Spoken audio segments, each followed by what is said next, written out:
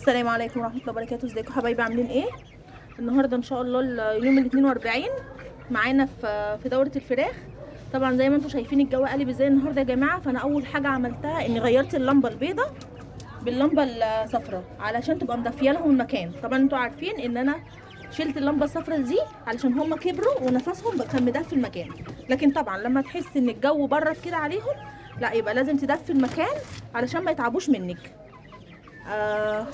وطبعا زي ما عملنا من امبارح اللي هو الدواء التنفسي، هو الحمد لله النهارده الشخلاله اللي كانت في صدرهم دي بدات تروح، بدات تقل يعني، لان هو فعلا الدواء ده حلو قوي. هو ريحه النعناع، انا لسه ما عرفتش اسمه ايه لحد دلوقتي، بس ان شاء الله هجيب لكم باسمه وهنزله لكم في التعليقات. وبالنسبه للكتاكيت يا جماعه، الدكتور بتاع المزرعه قال ان الجو كان قالب النهارده جدا، فما قدروش يجوا بالكتاكيت، ما عرفوش يجوا علشان ما تتعبش في الطريق، علشان طبعا انتوا عارفين الحاجات دي تبقى حساسه وتبقى عايزه دفى، فما عرفناش نجيبها النهارده. وهو بمشيئه ربنا ان شاء الله يعني هيكون بكره. ادعوا لي ان احنا نجيبها بكره. طيب دوت الدواء اللي احنا جبناه امبارح اللي هو للتنفسي. هبتدي احط هنا، انا حاطه هنا 2 لتر ميه، احط عليهم سنتي وربع من العلاج دوت. بسم الله.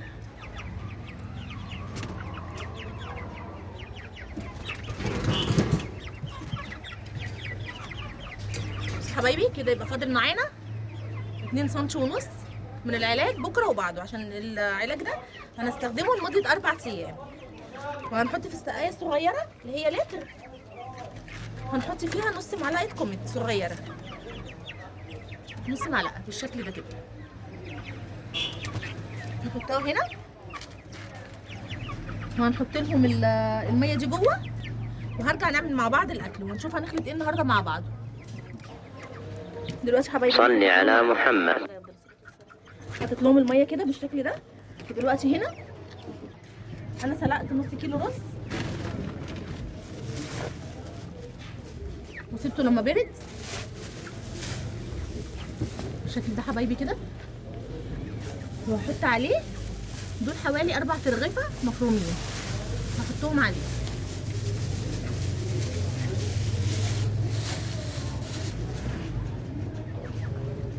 كمان هحط عليها حوالي نص كيلو ذره مدشوشه.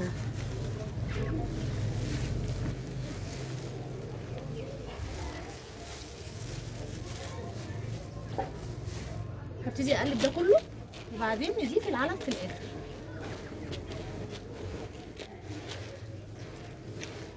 نقلب بس الرز الاول مع الذره المدشوشه والعيش عشان ياخدوا رطوبه الرز، فلما نضيف العلف ما تبش، ما تفرولش، يعني العلف بتاعنا ما يفرولش مع الرز والحاجه، يبقى سليم زي ما هو.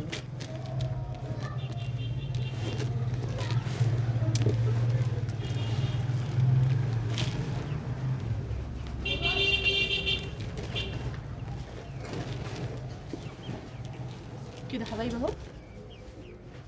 هبتدي اضيف العلف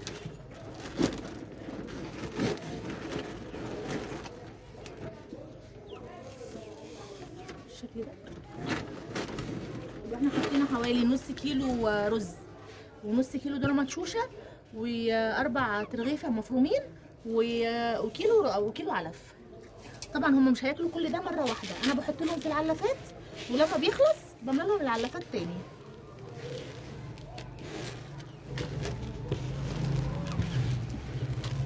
بس هم اللهم بارك يعني هم بياكلوا كتير الايام دي، بياكلوا كتير. كل ما بيكبروا حبايبي معانا بياكلوا كتير اكتر.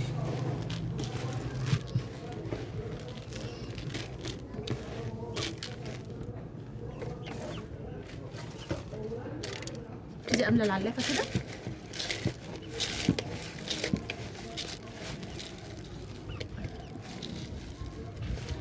كان في يا جماعه حد من المتابعين، عشان انا كل مره بنسى، كان قايل لي اني ايه رايك لو ان انا عمل في اول كل فيديو زي منيو كده بالاكل بتاع النهارده، اكلات بسيطه وسهله وتكون على قد ايدينا بالظروف اللي كل البلد بتمر بيها. فيا جماعه لو موافقين على الموضوع دوت اكتبوا لي في التعليقات، وانا باذن الله هحضر لكم منيو بالحاجات اللي ممكن نطبخها من غير لحوم، الحاجات اللي ممكن نعملها في يومنا العادي، كل الكلام ده. فلو عجبكم الموضوع دوت اكتبوا لي في التعليقات، وانا هبتدي فيها من الحلقه الجايه لو كتبتوا لي في التعليقات ان انتم موافقين على الموضوع ده. هبتدي هنا احط الاكل حبايبي. بسم الله.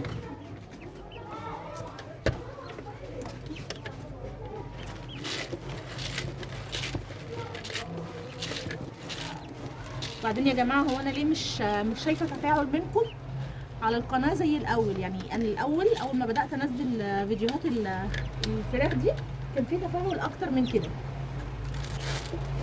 حاسه ان دلوقتي خلاص ما بقاش في تفاعل زي الاول، وبسبب قله التفاعل دي بدات الساعات عندي تقع جامد.